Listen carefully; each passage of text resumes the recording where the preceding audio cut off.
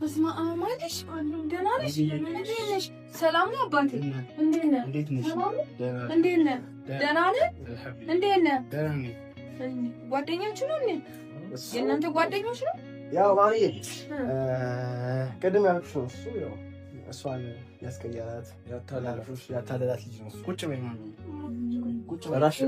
አንድ ላይ ያገኘናቸው ስራሽ አንድ ላይ ያገኘናቸው። ቁጭ እላለሁ። ቆይ እስኪ ቁጭ እላለሁ። አንቺ ምንድን ነው ይሄ አለባበስሽ? ምንድን ነው?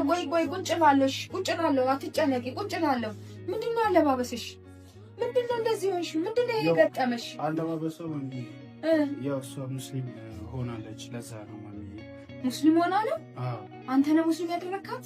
እኔ አይደለሁም ሙስሊም ያደረኳት። ራሷ ፈልጋ በራሷ ነው። በራሷ ፍቃድ ነው ሙስሊም የሆነችው? አዎ። እንዴት እንዲህ ይሆናል? አባትሽስ ቢሰማ?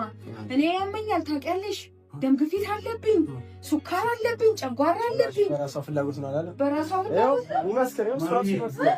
ምን አለ በሱ ተነስታ በሱ ጎልጓሽ ነው። ብዙ ነገር አለ።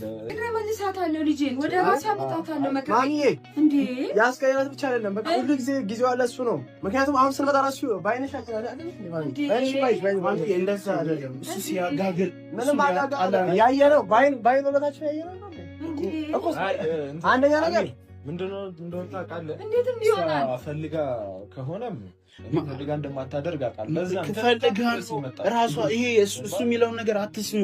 እሱ የሚለውን ነገር ትክክል አይደለም። ማሚ ስማ፣ እኔ ትክክል ባልሆን አንተ ትክክል ከሆንክ ንገረኝ እስኪ። እሷ ትክክለኛው ማን ያልረጋጋም እንዴ? አንቺ እናት አባት ያለሽ ከእናት ከአባትሽ ፍቃድ እንዴት ትወጫለሽ? እንዴት ከፍቃድ ከእናት ከአባት ፍቃድ እንዴት ልጅ ይወጣል?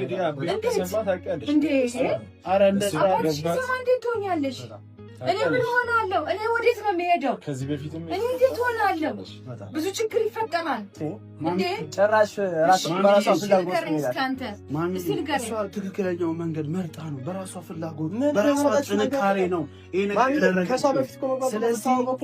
ስለዚህ እየተደማመጠ ነው። እሱ ይንገረኝ ኦሊ፣ እሱ ይንገረኝ። ቆይ እሱ ይንገረኝ። እሷ ማሚ ራሷ ፈልጋ ማንም ሳያስገድዳት በራሷ ነው እንትን ያደረገችው እንጂ ማንም ያስገድዳት ነገር የለም። ይሄው እኔም አሁን እያስተማርኳት ምናምን ነበር። ቆይ በተራ ቆይ፣ እሺ እያስተማርኳት